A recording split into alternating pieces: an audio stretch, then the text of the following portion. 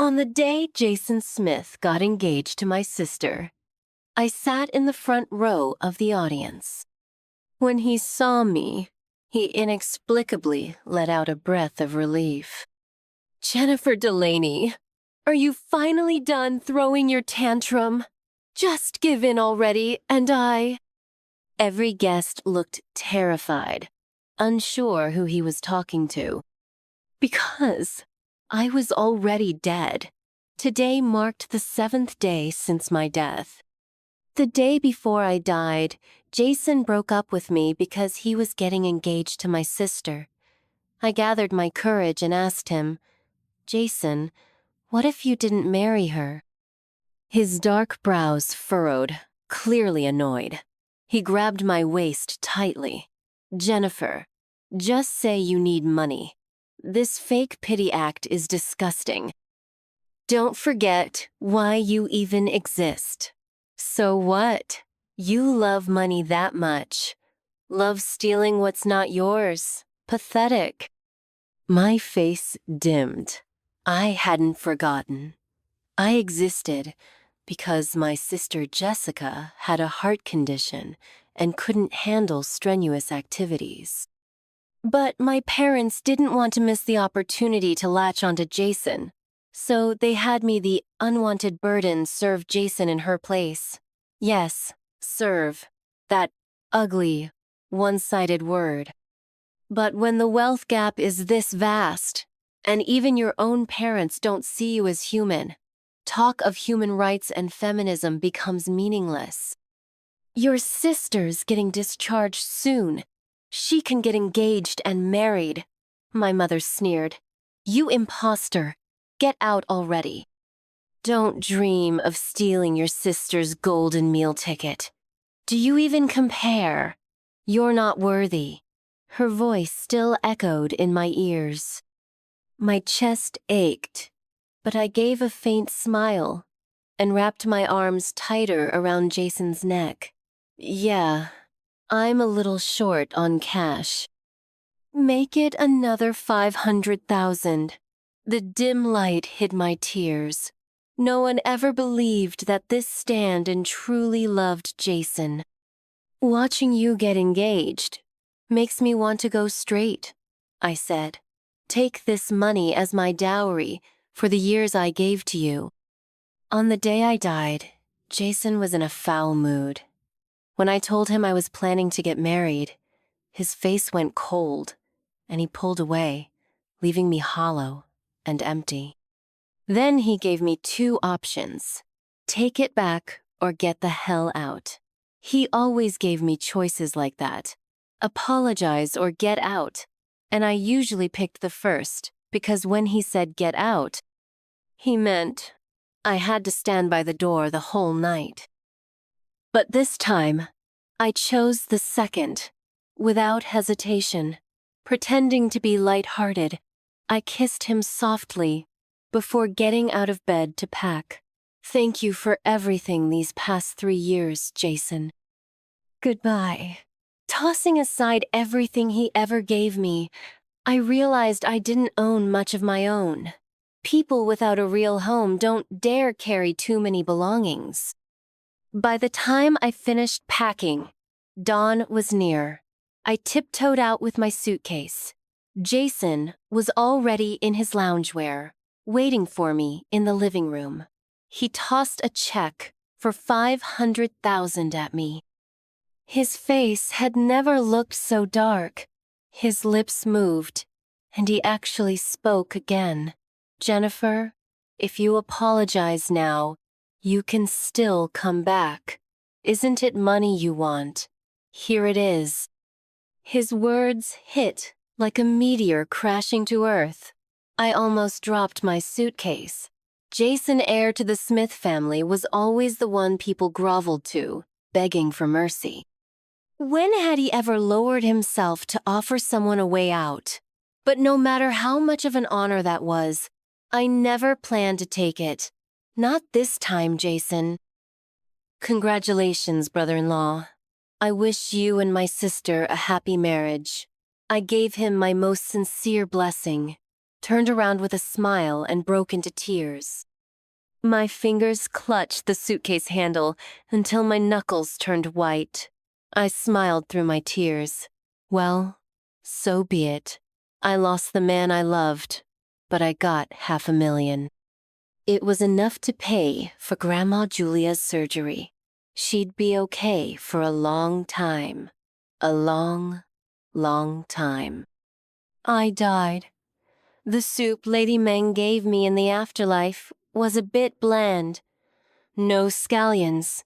It's not very good, ma'am. I looked up and forced a pale smile. Have you seen my Grandma Julia? She should have passed by half an hour ago.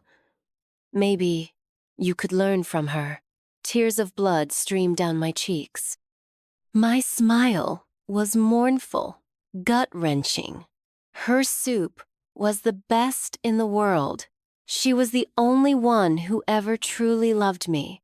It's my fault. I couldn't save her. But why, ma'am? Why? I was just one step away. Just one step. Lady Meng stared at me with her dark, bottomless eyes, then gently touched my head. Her hand was cold, but I felt a strange warmth seep in. Child, you did all you could. A flash of white light burst in front of me. When I opened my eyes again, I was back among the living as a ghost, bound within 5 meters of Jason. On the first day after my death, I floated in the air, bored, watching Jason work. He still looked so good, blazer draped over his chair, white shirt sleeves rolled up to reveal his muscular forearms. I picked those cufflinks, but what did it matter?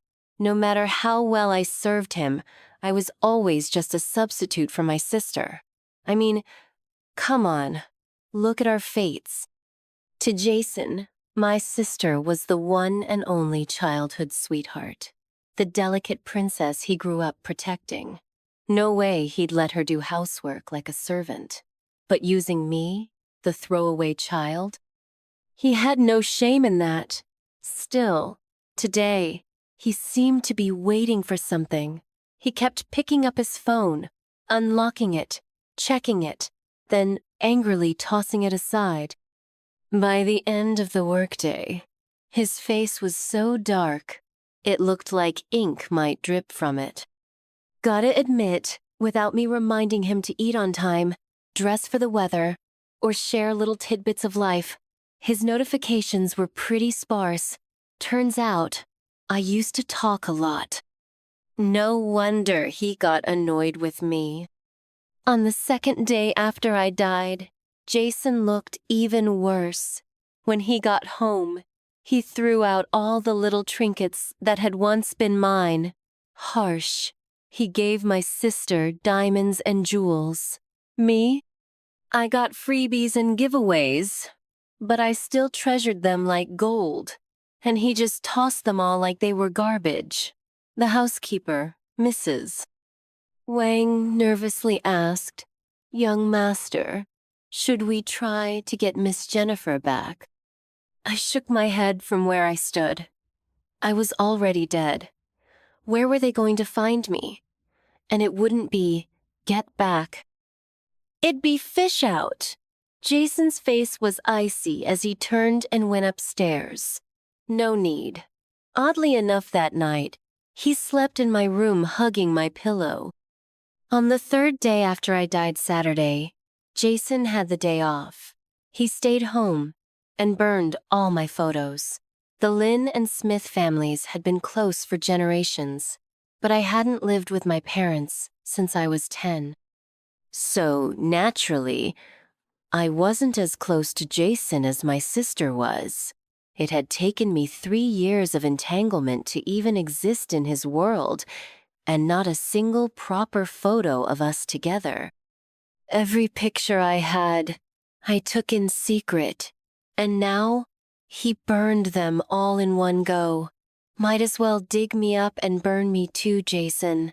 It's cold at the bottom of the river. On the 4th day after my death, Sunday. Jason took an axe and chopped down the tree I had carefully tended for 3 years. He tore out every rose I had watered, fertilized, and cherished like they were nothing. What a heartless bastard. He knew full well how much those flowers meant to me.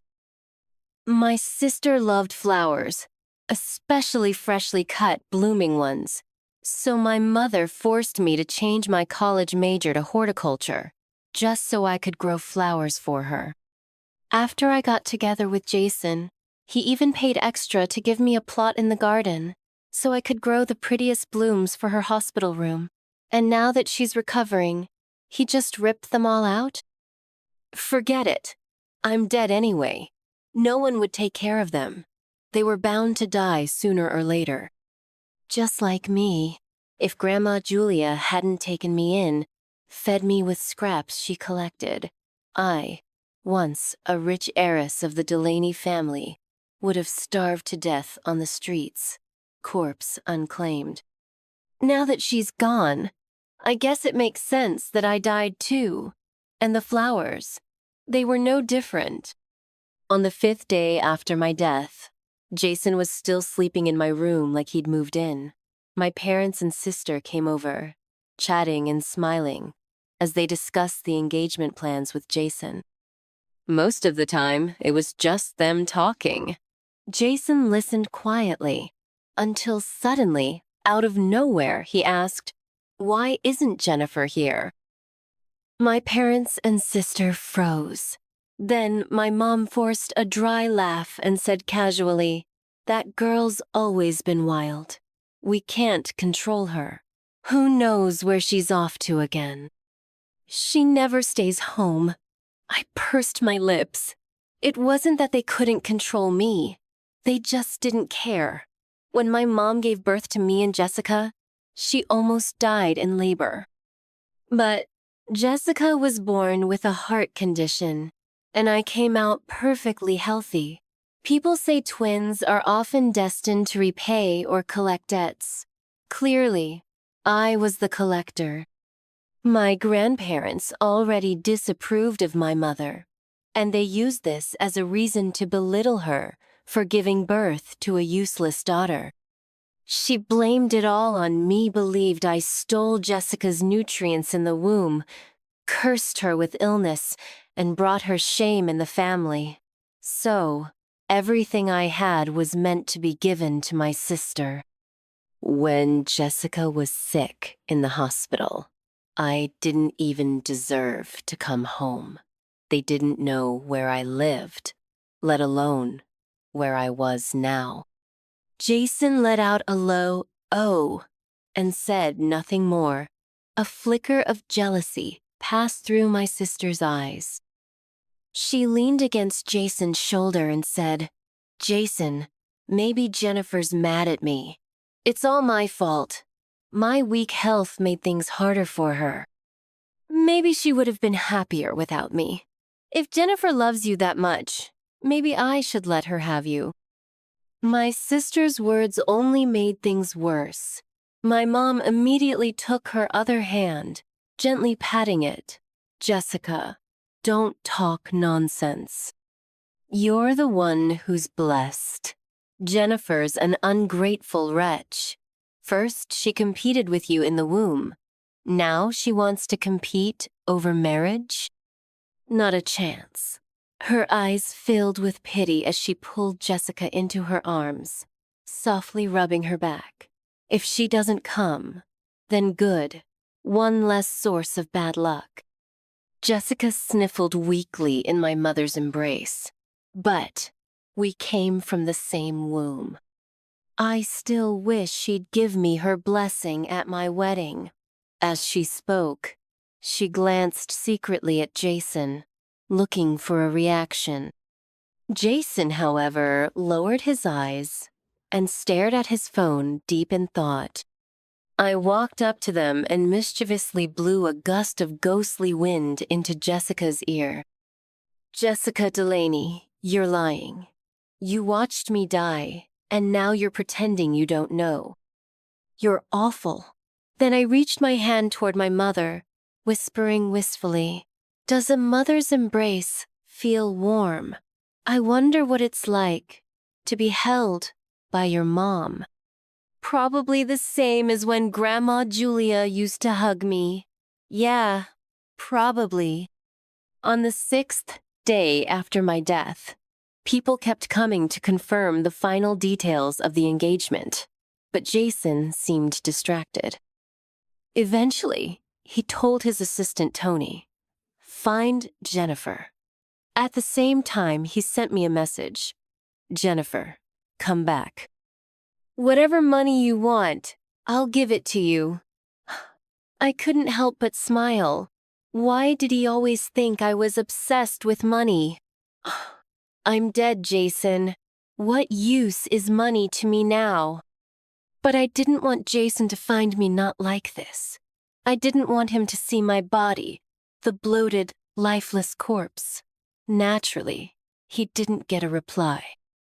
Furious, he threw his phone aside and snapped, "Fine, then don't come back ever."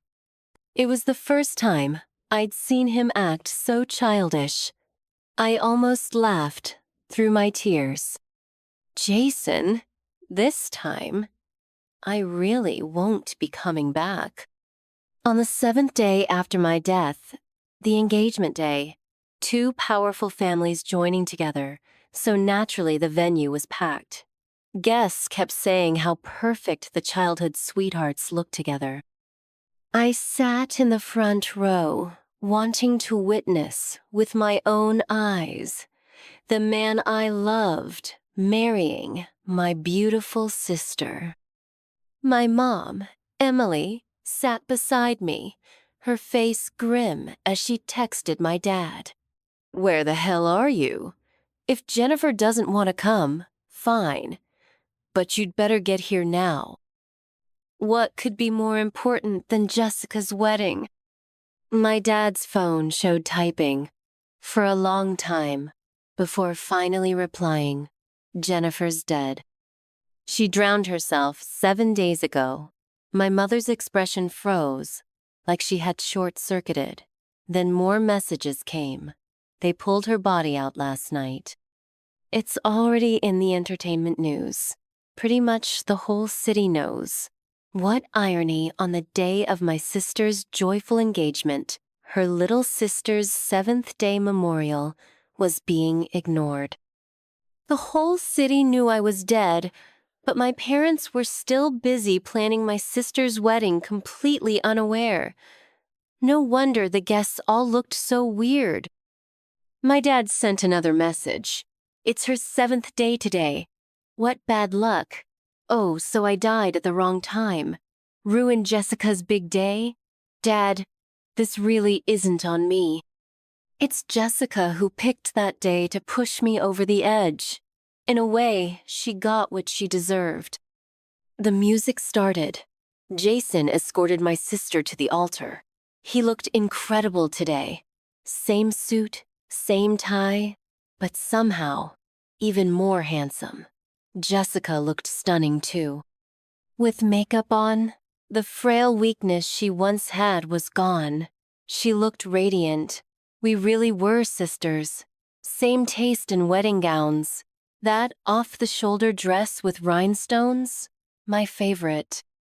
It made her neck look so long, her shoulders graceful. She looked perfect. If only one of us could be happy, then I guess she'll have to carry double the happiness from me too. Thinking that way, I didn't feel so bitter anymore. After all, I'm already dead. But something strange happened. Even with my beautiful sister standing before him, Jason's eyes kept scanning the crowd, searching. Then shockingly, he locked eyes with me. A visible sigh of relief escaped him as he looked down and said, "Jennifer, are you done making a scene? Just give in and I—" My sister's face instantly changed. She blurted out, "Jason, what are you saying? Jennifer is clearly—" I raised an eyebrow.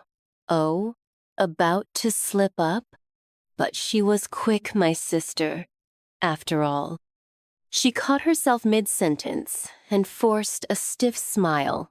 Jennifer clearly said she wasn't coming. My mom, sitting beside me, wasn't nearly as composed. Her face turned deathly pale as she stared at where I was sitting. Jason, what nonsense are you talking about? There's no one there. My mom was visibly panicking. Jason looked confused but pointed straight at me, sweeping his eyes over the guests. She's right here. Can't you see her? My sister and mom both went pale. A wave of gasps rippled through the crowd, some guests already darting for the exit. It was, after all, the 7th day after my death. People weren't going to risk tempting fate. My sister rushed forward, clutching Jason's arm with one hand and her chest with the other. She bit her lip, her face delicate and fragile, so much so even I wanted to hug her. Jason, stop it. Jennifer already said she wasn't coming. All this commotion, it's making me anxious. My heart's racing. I don't feel well. We're in the middle of the ceremony. Don't ruin it over something like this. But Jason didn't listen. He flung her hand off and stormed down the stage, face dark as a storm. He stopped right in front of me, brows furrowed tight. Jennifer, what the hell kind of act is this now? I was stunned.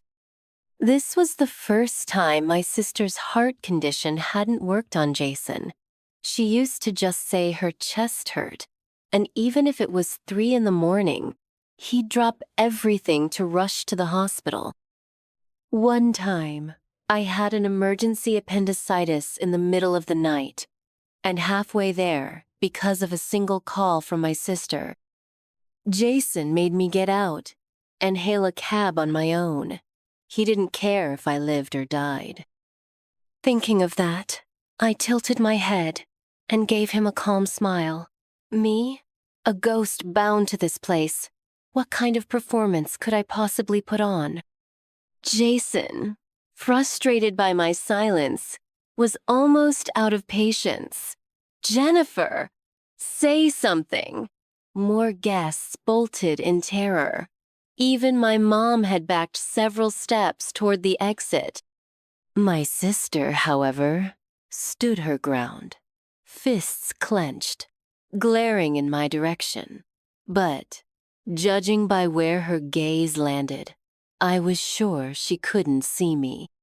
Among the fleeing crowd, the only one heading toward us was Tony. His presence stood out.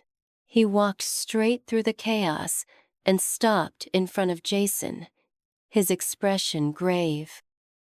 He paused, took a breath. Mr. Jason, we found Miss Jennifer. She drowned herself 7 days ago. Her body is at the hospital. Jason froze, as if struck by lightning. His dark eyes locked onto mine in disbelief. I tilted my head and gave him a faint, sorrowful smile. Told you, I wasn't lying. I really did die. The fact that Jason could see me surprised, not just me, it clearly shocked him, too. Even with my death confirmed and my body lying there, he couldn't bring himself to believe it. He reached out, trembling, trying to touch my face. I didn't move. Let him try. His fingers passed right through me, grabbing nothing but air. That sensation more than any corpse drove the truth home. The moment his hand went through my soul, the emotions in his eyes shattered, splintering into raw, frantic disbelief. He kept trying to touch me, hug me, feel me, but it was all futile. From my mom and sister's perspective, he looked absolutely insane. Jason shook his head, refusing to give up. No, no way. Jason, I'm dead. I stood, quietly, my emotions calm. I just couldn't understand. Didn't he say he didn't love me? That I was nothing but a stand-in for my sister? After all the years of cruelty, the humiliation he put me through for Jessica, what was this performance now? He almost had me fooled, almost made me think he actually loved me. But no, no one ever loved Jennifer. No one but Grandma Julia. The day we broke up, I died. Just down the river, not far from the hospital. The water was so cold that night. So cold. I paused, tilting my head with a pleading smile. My Grandma Julia's body is still at the hospital. I don't know how they're handling it. Since I did serve you for 3 years, could you help bury us together? I'm afraid she won't be able to find me in the next life. Jason's hands started trembling violently. His eyes reddened, and then he suddenly roared, lifting his foot and kicking the chair next to me. It didn't budge an inch, but the impact echoed through the room like a thunderclap, making everyone flinch. Stop acting. I told you to stop this damn act, Jennifer.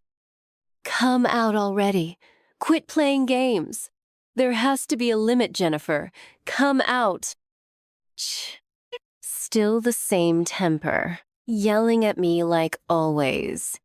Could he only see me, but not hear me? Did he think I was some kind of hologram? Should I turn into a mushroom just to prove I'm real?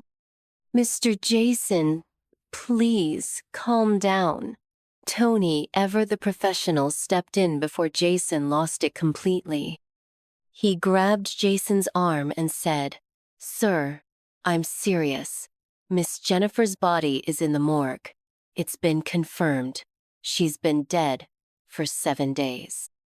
My mom and sister rushed forward at that, mouths open as if they wanted to say something, but Tony stopped them with a glance. He turned to Jason and said firmly, "Maybe. Let's go identify the body first. Then, we can talk about next steps." He said it fast, like he was scared Jason might explode again. The second he finished, he let go of Jason and stepped back. Watching him, I couldn't help but admire the man. No wonder he's the top assistant. Tony really knew how to handle things.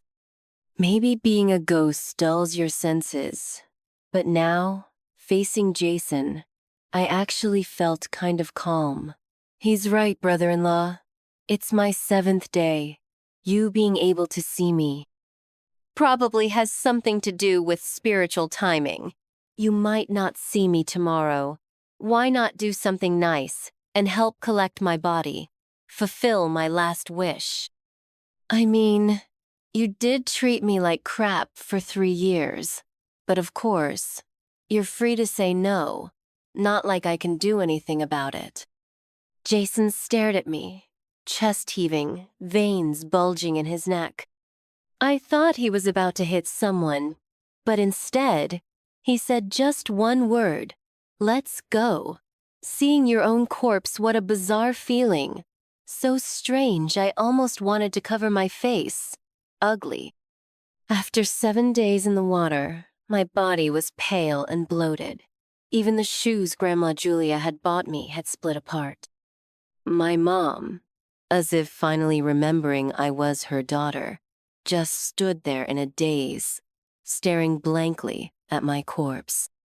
When she got that text saying I was dead, she'd been shocked, sure.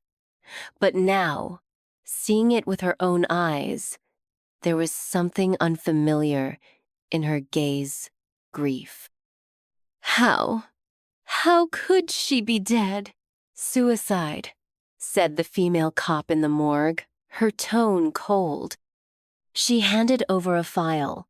clearly displeased, eyes sweeping over my sister in her wedding dress, my mom in a festive kapow, and my dad in his suit and tie. The female officer spoke with biting sarcasm, her smile hollow and cold. Your little sister's been missing for 7 days. But that didn't delay the wedding, huh? If you ask me, you could have waited till after the wedding, after the honeymoon, had a kid. Waited until the kid could kneel and cry at her grave. Then come mourn her.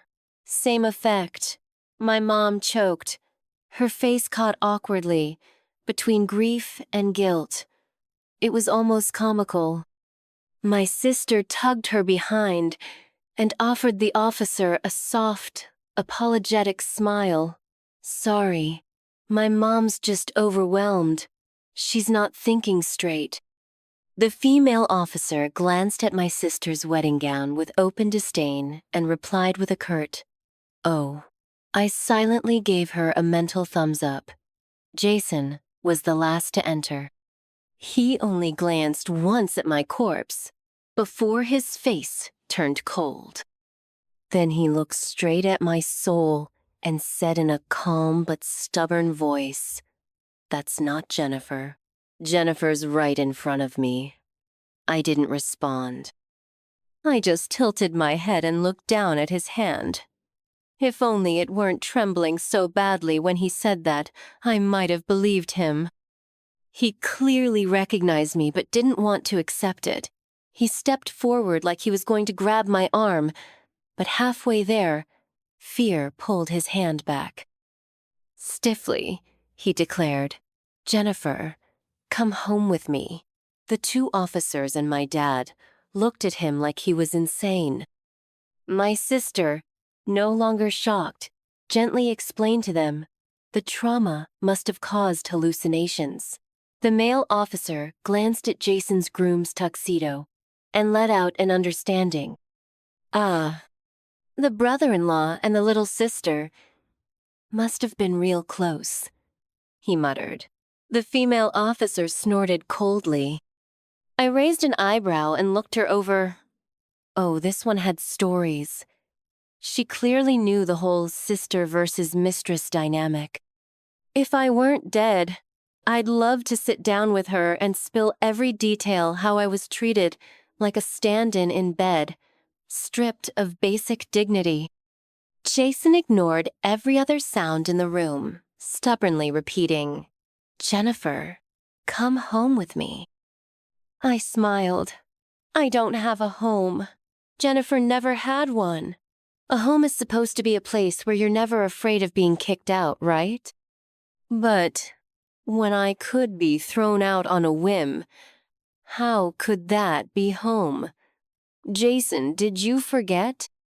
Every time you came back from the hospital after seeing my sister suffer, you'd get so mad you'd kick me out, make me sleep on a bench in the yard. For 3 years, every time Jessica was upset, I had to leave no matter the time, weather, or how little I had on. I had to be on call, always compliant.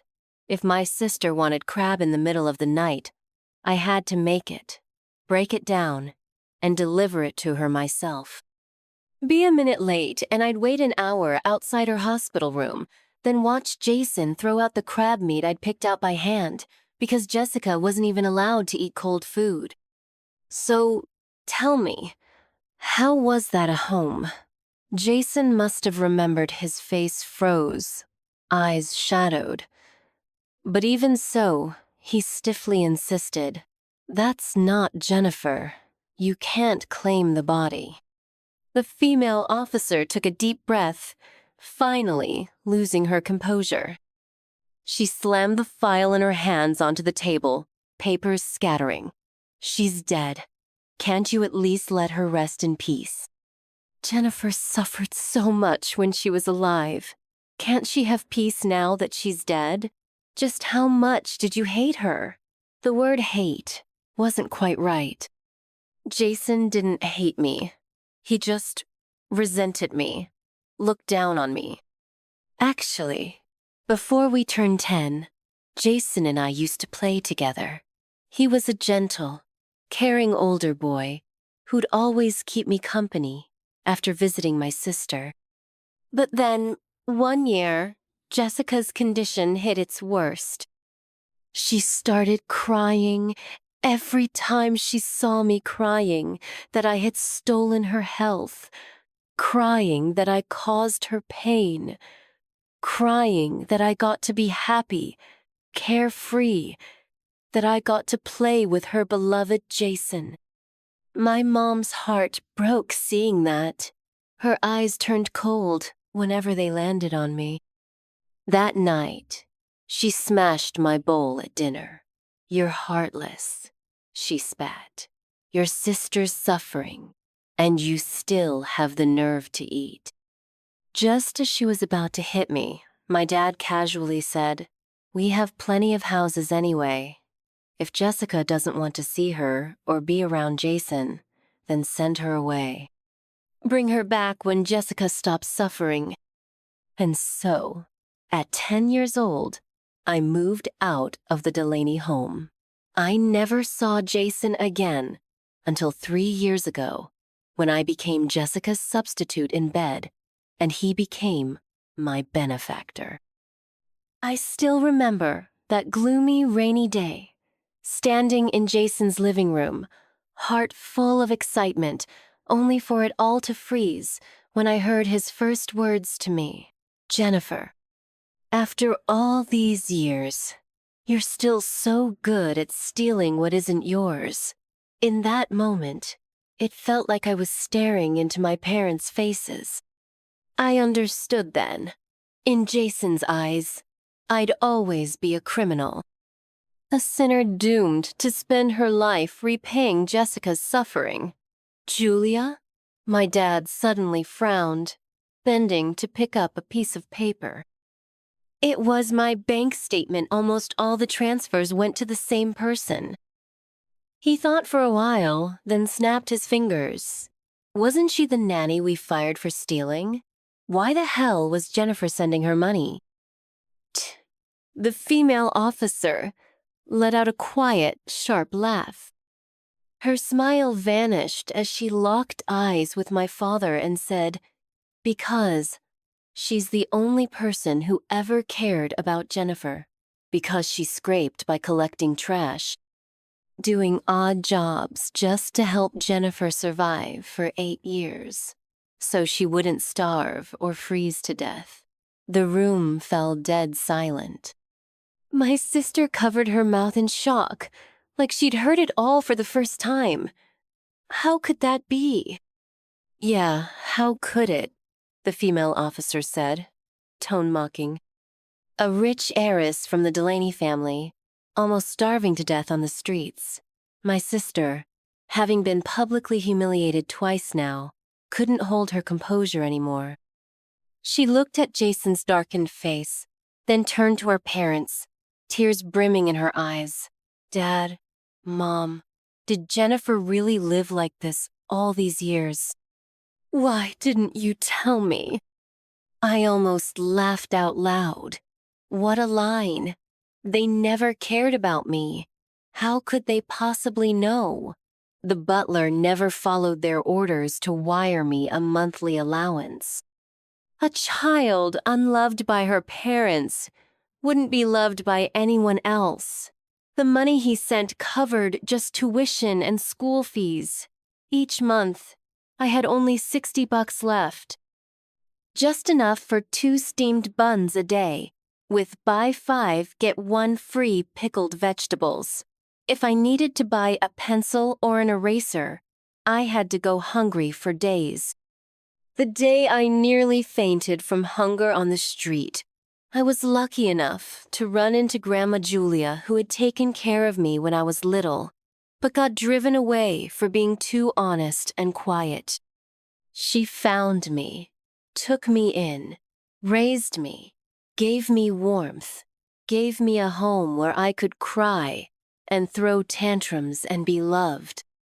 But in the end, I still couldn't protect her.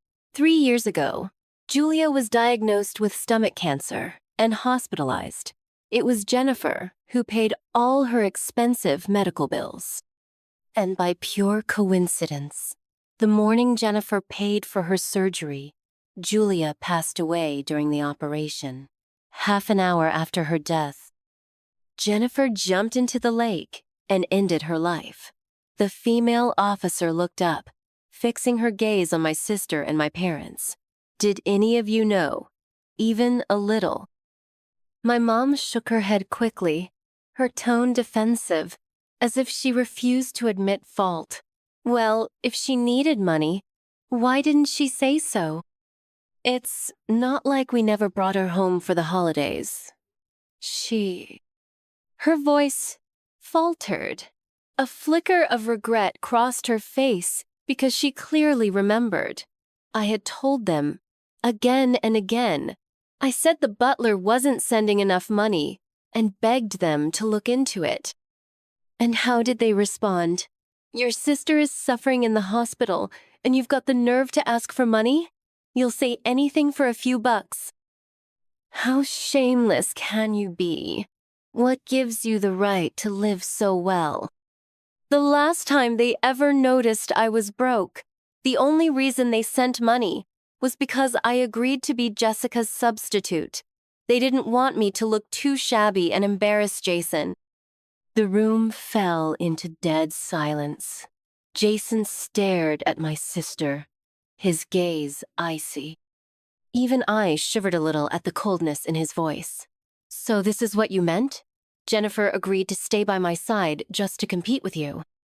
Jealous that you had me, the wealthy fiancé. Coveting my money? My power? Jason, I didn't know. I really thought. Jessica turned pale as a sheet, clutching her chest, panting as if she couldn't breathe.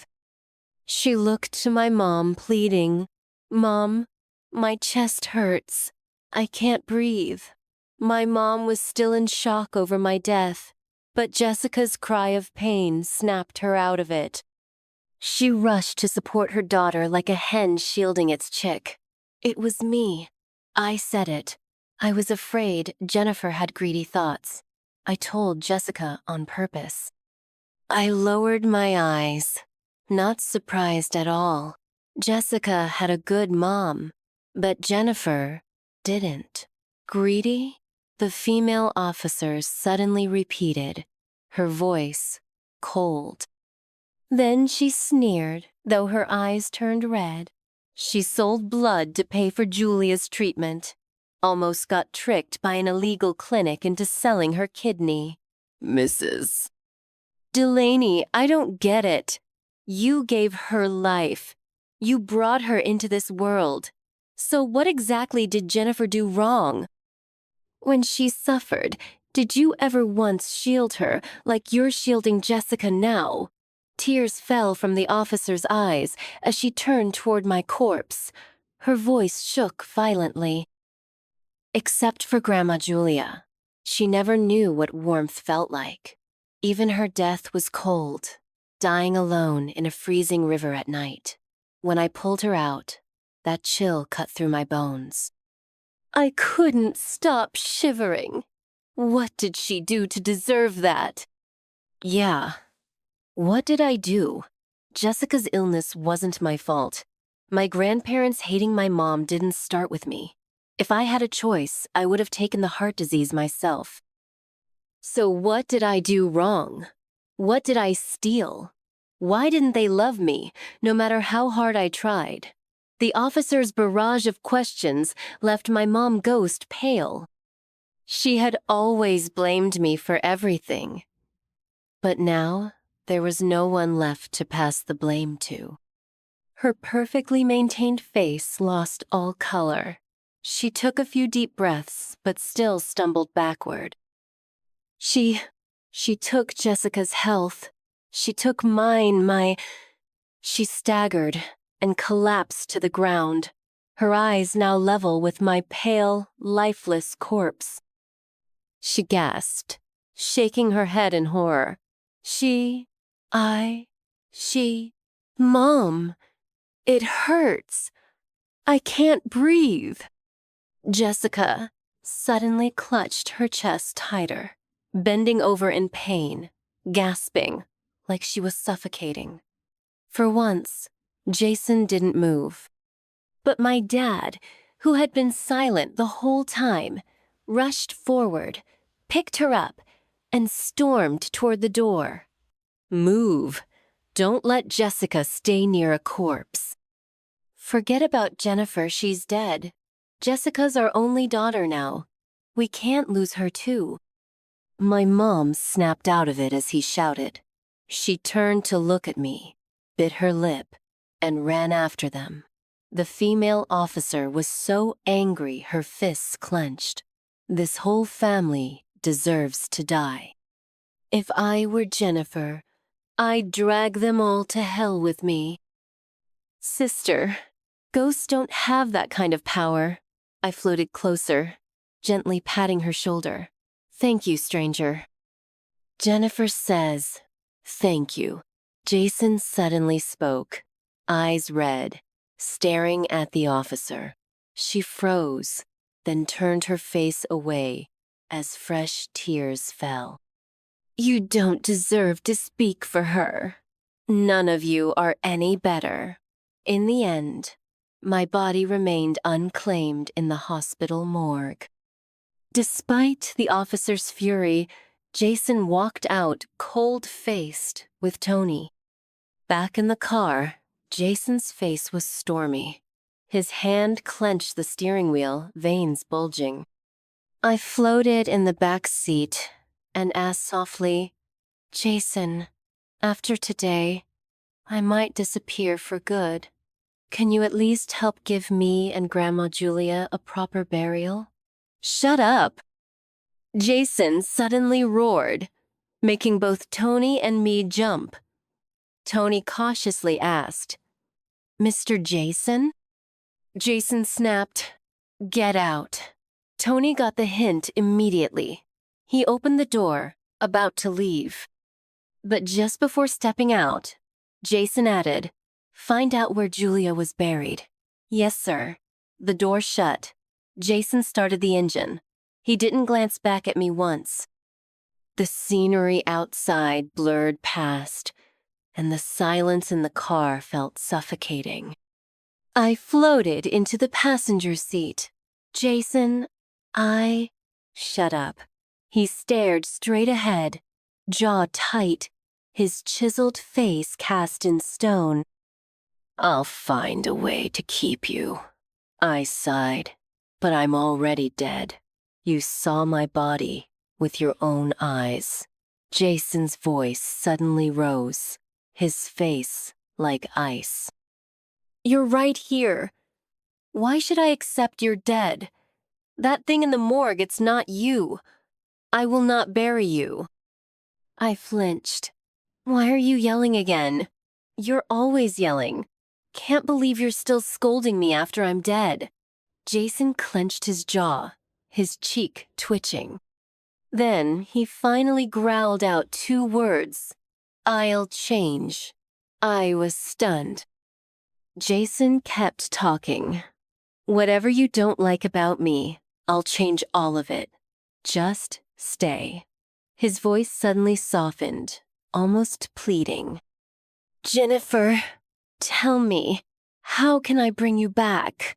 I frowned, slightly, confused. Bring me back. For what? I took my own life. That means I had nothing left to hold on to in this world. Grandma Julia was gone. What use was it for me to stay alive? I didn't reply. Jason didn't speak either. He simply drove home, then frantically activated all his connections, searching for any way to bring a soul back or keep one from leaving. I used to be a skeptic, but now I was the ghost. Who was I to doubt? I floated overhead, curiously watching, wondering if there really was some bizarre, forbidden way to anchor a soul. And of course, Jason was Jason, with money and influence behind him. By 8 p.m., That night, someone actually brought up a method that sounded almost believable. In web dramas, they say burning raw rhinoceros horn can connect with spirits. Raw rhinoceros horn worth thousands per ounce. But for Jason, no big deal. He spread the word offering a sky-high price. Then he put down his phone and looked up at me. His face didn't show dramatic excitement, but his eyes were gleaming. "Someone will bring it soon, Jennifer. I can keep you." "I will keep you." I floated down and looked into his wild, desperate gaze. "Jason, did you forget? You're my brother-in-law. You once loved Jessica so much. You hurt me over and over, just for her. She cried, I had to cry twice as hard. She hurt, I had to suffer twice as much. So now, after all this effort, what are you trying to keep me for? Do you think trading my life for hers wasn't enough? You want me back just to keep repenting? She was the precious one to all of you. Me? I was just a weed." Jason paused, his lips twitching. He lowered his eyes, avoiding mine. After a while, he murmured something so softly, yet I heard every word. "I don't want to lose you." It wasn't the answer I expected, but thank God it wasn't worse. Thinking back on his behavior these past days, it really did seem like he had fallen for me. "Jason, do you know why I liked you?" I suddenly asked, changing the subject. Jason flinched, visibly startled. "The first candy I ever had, you gave it to me." I still remember the taste. I didn't know anything could be that sweet. I was so desperate for love, just a little warmth, and I'd throw myself at it with everything I had. "So, when my parents asked me to stay by your side, it wasn't just about money. It was a way to fulfill my hopeless crush. These past 3 years while saving Grandma Julia, I also indulged my lovesick self, letting myself fall for Jason. But even in love, I had boundaries. I never imagined we'd end up together. I just thought, once the deal was done, once Julia was saved, I'd leave without a trace. But Jason, while claiming to love Jessica, still treated me like a replacement. How disgusting. Not just insulting me, but insulting the word love itself. And my whole family accepted this arrangement like it was nothing. Not even one person thought it was wrong. That's why, when I broke up with him, I didn't say, "Don't marry her, marry me." I said, "Don't marry Jessica." It was my final warning. Nothing more. My sister, she might be sick of heart, but her mind is sharp and twisted. She's not wife material. But Jason answered with, "You're disgusting," and repaid me with 3 years of humiliation. So Jason, don't you dare say you love me. It's revolting.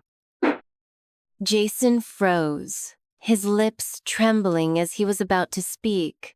But then his phone rang urgently, like it split the room's sorrow in two. I let out a breath. Jason wiped his face and picked up. It was Tony, Mr. Jason. Someone just delivered 2 pounds of raw rhinoceros horn. Payments done. Also, we found Julia's burial site. Do you want us to take care of Miss Jennifer's body? Jason's hand clenched, his knuckles turning white. His chest heaved for a few seconds before he coldly replied, "No need." I raised an eyebrow. Not surprising. Tony didn't look surprised either. After a pause, he added, "While tracking down Miss Julia's body, I reviewed hospital footage. and saw someone familiar. The last person both Jennifer and Julia saw while alive was her. Jason's brows twitched violently. Who? Your fiancé, Jessica. Maybe it was the horn or maybe fate, but past the 7th day, I still didn't disappear. Jason stayed up all night, never once closing his eyes, keeping vigil with me until dawn. The moment the sun rose, his tightly drawn chest finally relaxed. He looked up at me with a triumphant smile. Jennifer, I did it. I kept you. I sat by the window, watching the smoke curl from the horn into the morning sky. I didn't look back, but in my heart, I whispered, Did you really keep me? Even if he wants to keep me, will the world let him? Sure enough, that afternoon, my parents came with Jessica. Her complexion had improved, but her expression was anxious, frightened. My mom looked like she hadn't slept in days. Normally, she wouldn't even walk the dog without makeup. Now she was disheveled. And my dad, a man who couldn't even handle his wife's strained relationship with his parents. A man who let his wife be bullied for years and never stepped up. What could we expect from him? My grandparents favored sons over daughters. Naturally, so did he. With 2 daughters, he didn't care much for either. But people called me a debt collector, so he hated me more. The day Jessica fell ill, that was the first time I saw my dad panic because of my death. With me gone, he had only 1 daughter left. He no longer had the luxury to neglect her. If anything happened to Jessica, he'd have no kids left. And at nearly 50, making another wasn't exactly in the cards. Jason, Jennifer's body's been lying there long enough. It's time we claim and cremate her, my dad said, frowning. The whole city's watching, waiting to see how we handle this. The longer we delay, the worse it looks for both families. He glanced at Jason, who now looked at him with unmistakable coldness. My dad looked visibly displeased. He was supposed to be Jason's future father-in-law, after all. Where was the respect? Jennifer will come back. No cremation, Jason said coldly, staring straight at the 3 people in front of him. The depth in his eyes startled all of them. Jessica recovered and forced a delicate smile. She stepped forward and tugged at Jason's sleeve. Jason, I was in danger yesterday. You didn't even come see me. Are you mad at me? Because of Jennifer? I'm heartbroken over Jennifer too. I had no idea Mom and Dad would. I cut in slowly. She knew. The day I died, she was right there on the riverbank. She watched me tie stones to my feet. She watched me jump. No more accurately, she forced me to jump. I stared daggers at Jessica, not noticing that my mother had suddenly turned to look in my direction, her gaze slowly filling with fear. Jason let out a laugh, as if finally seeing Jessica for who she really was, staring at that face so similar to mine. Jason laughed bitterly. Jessica had spent her whole life in hospitals. Naturally, he and her parents always assumed she was innocent, pure, but now it was clear when she lied, she didn't even blink. Jason gave a cold snort and slammed a stack of documents onto the coffee table color-printed surveillance footage. It clearly showed her crying beside Grandma Julia's hospital bed. It also showed her smirking as Julia was wheeled into emergency care. It showed her cold, mocking expression as I screamed in grief, completely different from her fragile, angelic image. My parents were both stunned, especially my mom, who stared at Jessica in disbelief. Jessica opened her mouth, but her tears came before any words. She knew Julia had raised me. Jessica had gone to see Julia out of fear that Jennifer would cling to Jason and steal her marriage. She wanted Julia to convince me to stop seducing her fiancé, to stop being a third wheel in my sister's life. She never expected Julia to fall ill so suddenly, and she certainly didn't expect her to die on the operating table. My fists clenched tight. The hatred inside me surged. I wanted to tear Jessica apart. I remembered that day vividly.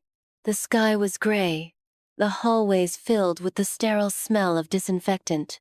Every breath seemed to scrape away my soul, slicing me open from within.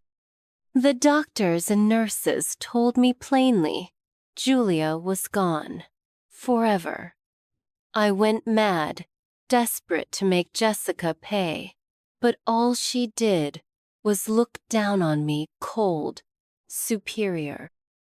Jessica said, Jennifer, what right do you have to ask me to pay for her death? You still owe me your life. As long as I have heart disease, Mom will always pity me and hate you. So, what if Jason's addicted to sleeping with you? As long as I'm here, you'll always be the side chick. 10 years ago, I cried like that on purpose because I saw you and Jason playing in the garden. He gave you candy. He smiled at you. Jessica used her weakness as a weapon. With just a few words, she got our parents to throw me out. She erased me from Jason's world.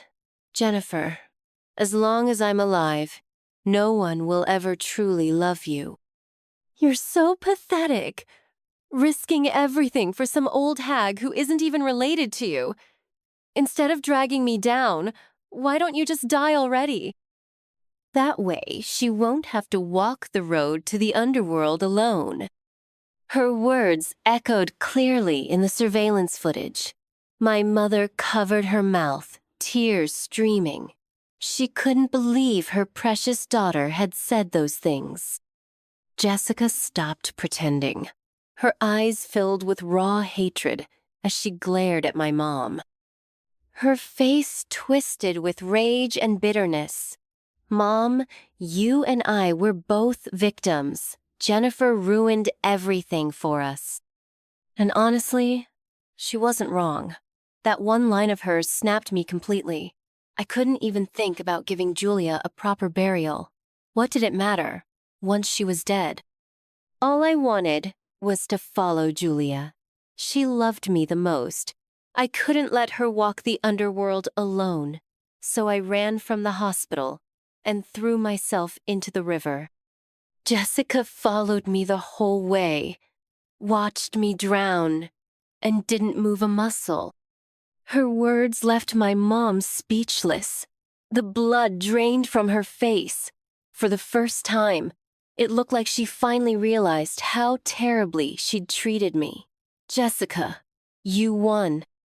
Maybe that's how twins are meant to be. One collects debts, the other repays them. From the moment you were born with heart disease, I guess I was fated to be the one paying. I wondered, did I really win in the womb? If I'd known my mom would be like this, I'd rather have given you everything, even my life. Let you live for both of us. I said all this to Jessica, then sighed. I suddenly felt so tired. I didn't want to hear another word of this farce. I floated upstairs to escape, but a blood-curdling scream made me turn back. My mom was staring at me like she'd gone mad. Her eyes were bloodshot and red-rimmed, exhaustion written all over her face. My heart skipped. No way. could she? In my confusion, she rushed toward me, tears pouring down. But even after all these years, she still couldn't find the words to truly apologize. Jennifer, is it really you? Don't go, please. She sobbed. Your sister didn't mean to hurt you. Forgive her. And me. Even now, she was still speaking for Jessica. I looked down at the leather shoes Grandma Julia bought me and let out a hollow laugh. I'd always hoped one day you'd hug me. But look, guess we were never meant to be mother and daughter. Now, you can't even hold me. Jennifer's mother was never a good one. So Jennifer didn't want a mother anymore. Maybe in the next life, let's not meet again. My mom trembled, reaching out to hug me, but how could she? Jason stood abruptly, grabbing her wrist. You can see her? My mom looked startled, then nodded frantically. Yes, I see her. Jason, you know how to help her, right? You can save her? Jessica looked like she'd seen a ghost. She stared at me in disbelief and raised her voice. What are you all doing? Jennifer is dead. She's dead. Didn't you all hate her? Now she's dead. You think these little performances matter. Who are you trying to impress? Jason showed no reaction until that last sentence. Then he looked up, eyes sharp and cold. It was the first time Jason had looked at my sister like that. She froze. If you hadn't kept planting in my head that Jennifer was trying to steal from you, maybe I wouldn't have treated her that way. No matter how much I hurt her, no matter how many times I humiliated her, she still said yes to every request. And I just assumed she wanted my money, my life. I was angry, not because she didn't give in, but because I thought she didn't care about me. Jason's voice wasn't loud, but every word was laced with quiet, unbearable pain. I was stunned. So was Jessica. Then she suddenly burst out laughing, wild, hysterical laughter. Jason, what? You think you're some tragic romantic now? You think if you pin everything on me, that clears you? Jessica sneered, voice hoarse from screaming. In the end, what's the difference between you, me, and Mom? We're all just cowards, dumping our guilt on Jennifer, so we don't have to face it. Everything Jennifer went through, why she was so desperate for money, why she agreed to be my substitute, was it that hard to figure out? Did any of you ever bother to check? She tried so many times to explain, tried to talk to you, and did you believe her? No, you didn't. Because all of you chose to believe in the version of Jennifer you made up in your head, the one who came out of the womb stealing, the morally corrupt, hopeless debt collector. Jessica had always been the delicate, sweet one. No one expected that one day she'd be the one screaming until the veins on her neck bulged. My mother flinched, looking up at her. Jessica, how could you say that? Jennifer is your sister. Sister? You never treated her like a daughter, so why should I treat her like a sister? Jessica smirked coldly. Mom, did you forget how you used to call her a curse? How you said she didn't deserve anything? And now what? She's dead. And suddenly, your motherly instincts are kicking in. My mom's chest rose and fell. She opened her mouth several times, but couldn't speak because Jessica was right. Every single person in that room had helped push me toward suicide. They weren't the ones who killed me directly, But they used their coldness and silence, taking advantage of my hope and need for love, to dismiss me, hurt me. Jessica was right. It all boiled down to this. None of them ever truly saw me. They thought I was guilty, that I owed Jessica something. So they felt entitled to mistreat me, to ignore all the parts of themselves they didn't want to face. Then Jessica's eyes caught sight of the large piece of black rhino horn on the altar. She suddenly seemed to understand something. Jessica lunged forward, grabbed the horn in her arms, and turned to my dad with a crazed grin. "Dad, once it's burning, we can't see Jennifer anymore." "Looks like neither of us really cared about her, huh?" My dad's face twisted with shame and anger. "What the hell are you saying?" he growled. But Jessica just sneered, turning her gaze to my mom. "Mom, the real problem with your in-laws was never Jennifer. The problem was Dad. He never stood up for you. But you didn't want to admit you married a useless man, so you blamed Jennifer instead. So tell me, how are you any better than me?" My mom covered her mouth and didn't even spare Jessica a glance. She just cried and looked at me. "Jennifer, I'm sorry, I was wrong. Please don't go. I'll be a better mom, I promise." Jason's usual composure shattered. He looked like a poor man who'd just broken a priceless antique, helpless and desperate. Jessica watched him and laughed bitterly. "You really do love her now, don't you, Jason? Weren't you always the one who loved me most? Childhood sweethearts, remember? Years of love and spoiling, and now she's the one who stole you away. I won't let you see her again, ever."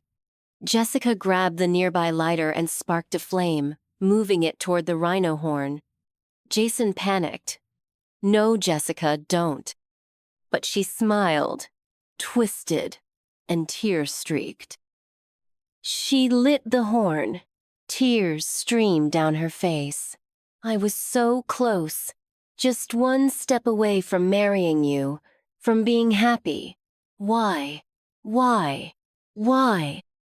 Jason lunged forward, shoving her aside and snatching the flaming horn from her arms. Jessica crashed to the floor, clutching her chest, curling into herself. "It hurts. Jason, save me. It hurts." Her lips were turning blue. Sweat beaded on her forehead. She really was having an attack. But Jason didn't even turn around. He frantically stamped out the flames. Luckily, the rhino horn didn't catch easily. Only a small bit burned before going out. My dad rushed over and picked Jessica up again, bolting for the door.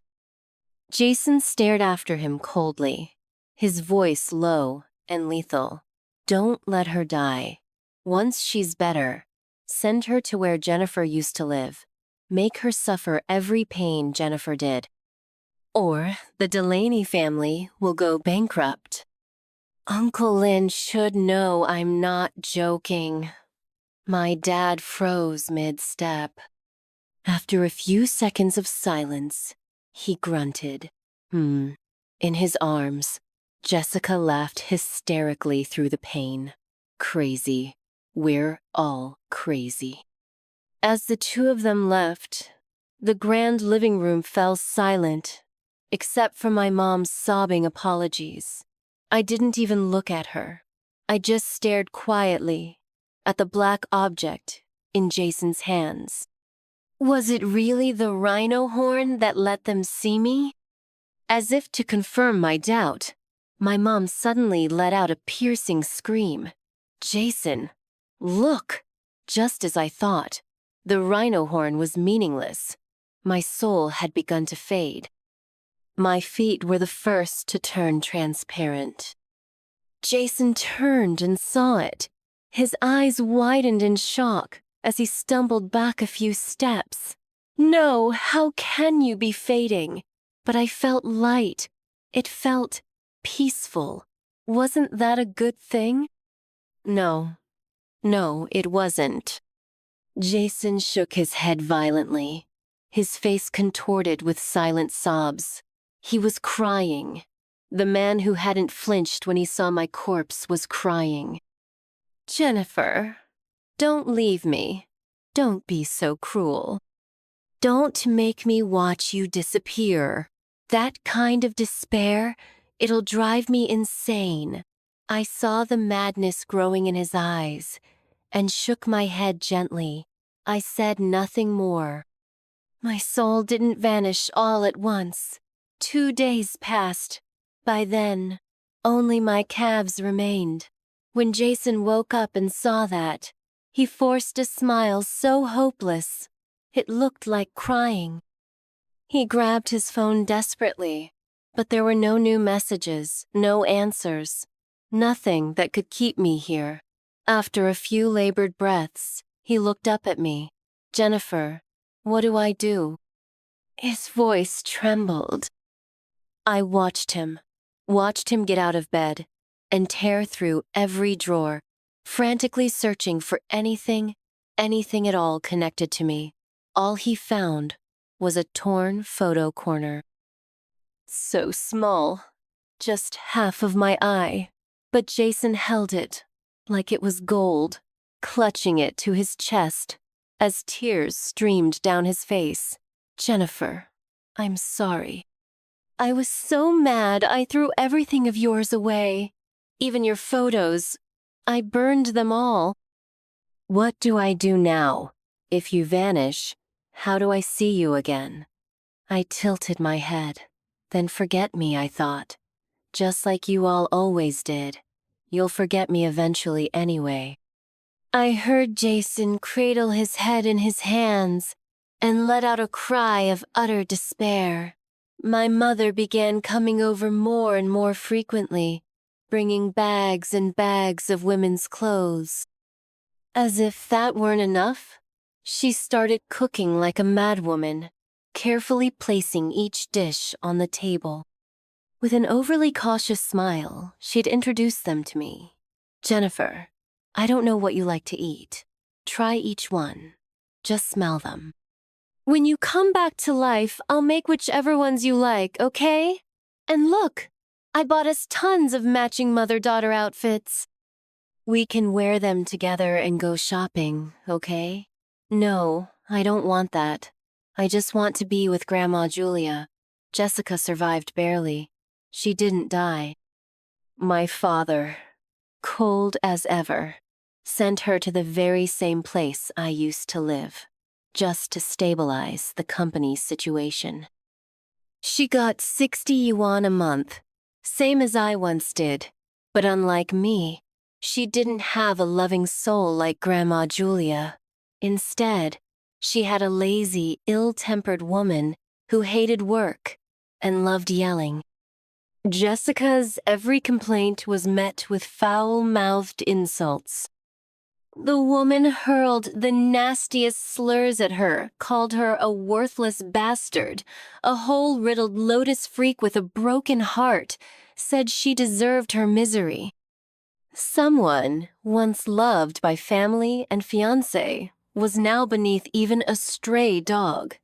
Jessica couldn't take it. She ran to Jason's gate, sobbing, begging. Mom, you said you loved me most. My chest hurts. Come see me. Mom, Jason, you cared about me the most, right? Look at me. Please, look at me. But my mom didn't respond. She just looked at me with ingratiating eyes, searching nearby parks on her phone. Jennifer, you must be bored stuck inside. Want to go out for a walk with Mom? I looked down at my missing arms and sighed. Seriously? You're asking a floating head to go to the park. You're not even scared. Jennifer? She said suddenly, putting her magazine down, eyes red. I've signed a separation agreement with your father. Jessica was right. I married a selfish, cold man.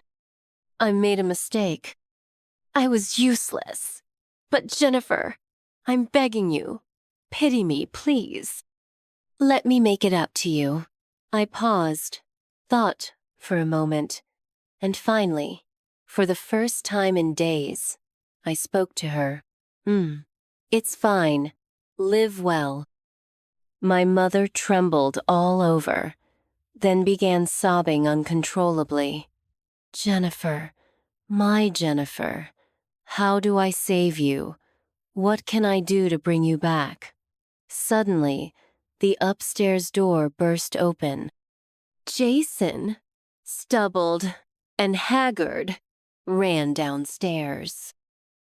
He grabbed a fruit knife from the table and aimed it at his wrist. I panicked. What are you doing? Jason looked emaciated, like an addict, but his eyes were shining.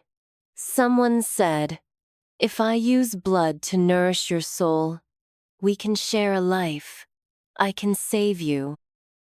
My mother heard and immediately held out her wrist too. Me too. I can give blood. But I shook my head and said flatly, no, I don't want it.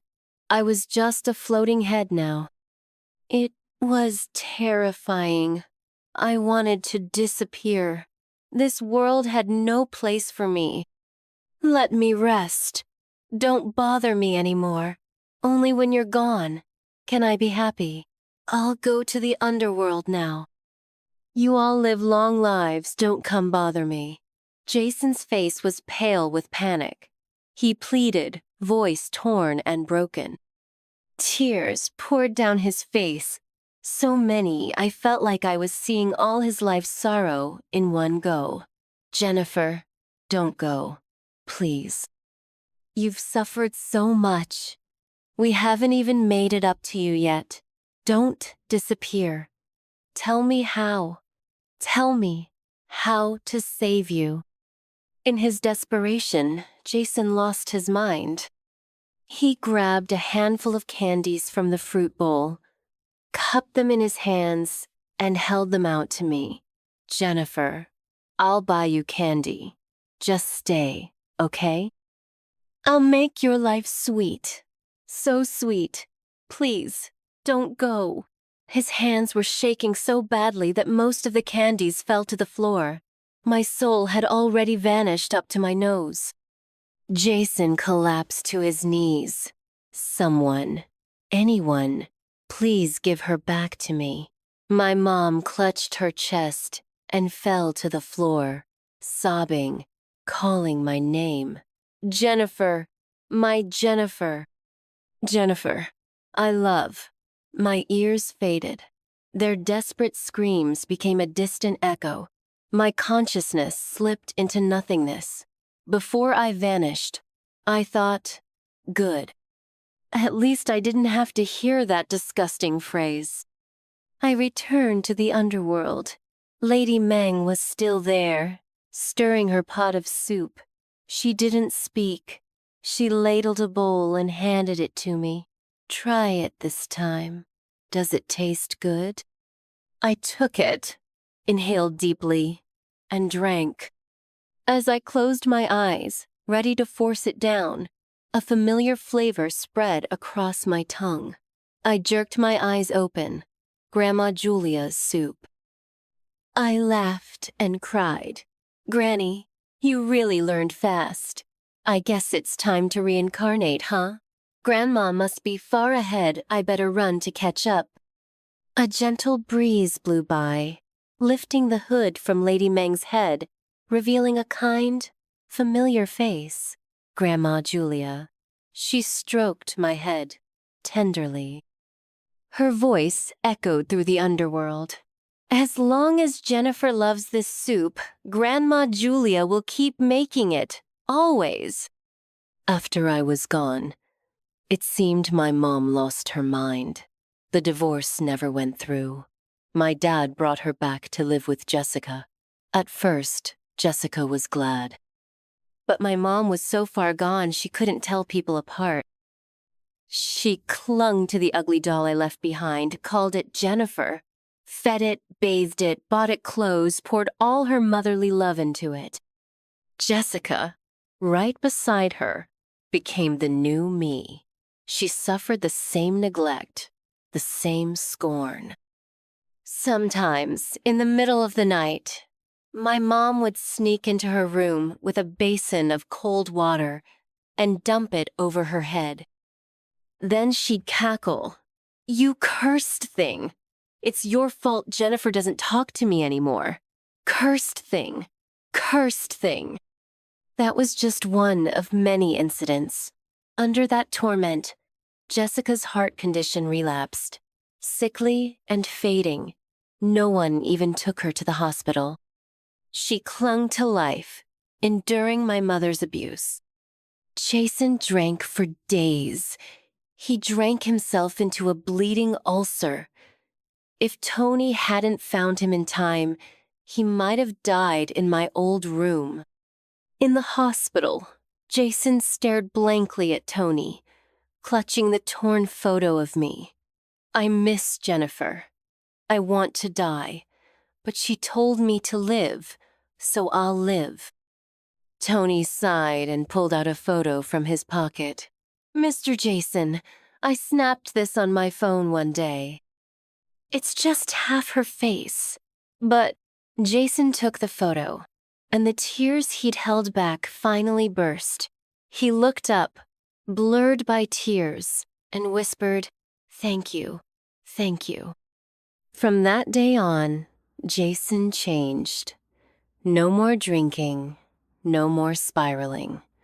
He lived like a normal man, worked like one. But whenever he had a quiet moment, he'd just stare at that half photo. And later, he finally agreed to have me cremated with Grandma Julia. He chose a perfect spot by the sea, quiet and serene, surrounded by roses he planted himself. They bloomed beautifully. The gravestone bore our names, the grave of Julia and her beloved Jennifer. Yes, that's right. Julia and her beloved. We would be just fine. We really would.